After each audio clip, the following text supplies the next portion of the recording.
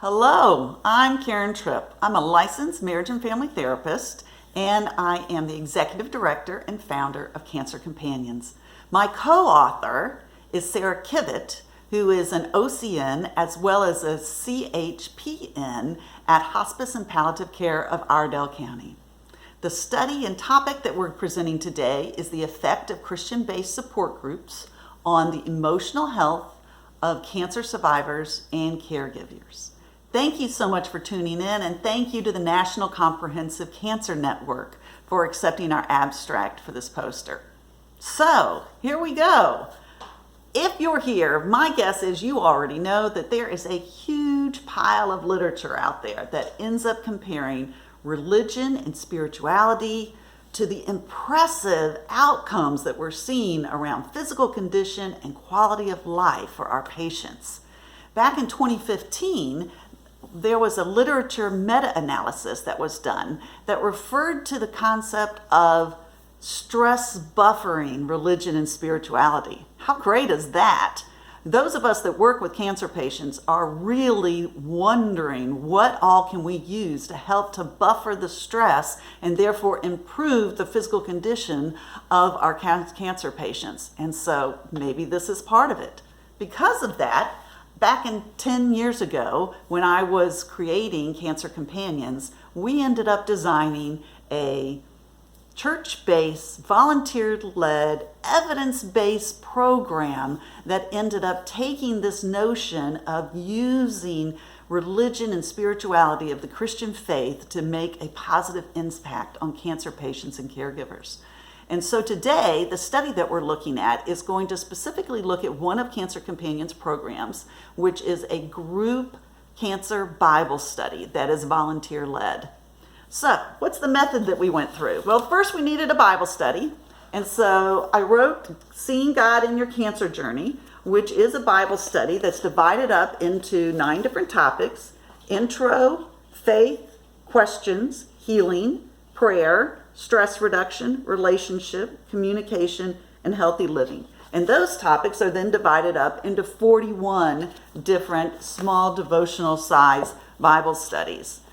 The volunteers go through a 7-hour training program, which ends up covering things such as the impact of cancer, how to connect with participants, as well as how to use the videos and books and all the different materials that Cancer Companion provides.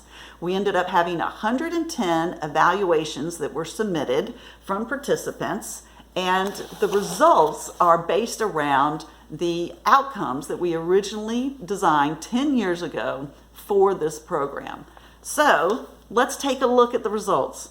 If you've got the poster handy and you want to take a look at that, you'll see that anxiety ended up having a huge improvement for our participants. We had 91% said that their anxiety either improved or greatly improved. 91%. That was a heck of a lot more than we were thinking.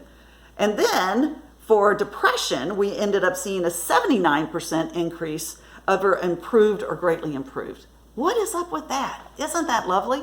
Now, how does this end up connecting with that spirituality, religion component that we talked about a minute ago? Well, if you look at the other chart, it goes over our other outcomes, and you'll get a sense of this. So, when we ask them to tell us about their understanding of who God is, what the character of God is, and whether or not this increased during the program, 57% said that it did. Likewise, we ended up asking them whether or not God's role in their cancer journey felt more comfortable, whether or not they had a better understanding of all of that. We ended up having 88% say yes. Why did we put that in there? Well, I have found working with cancer patients that it's not typical that they shake their fence at God and turn around. Usually Christians are in a place where they're just trying to figure out what is God up to. And so that's part of that improvement that we see there. For communication, hey, I'm a family therapist, so we asked them about their communication with significant others.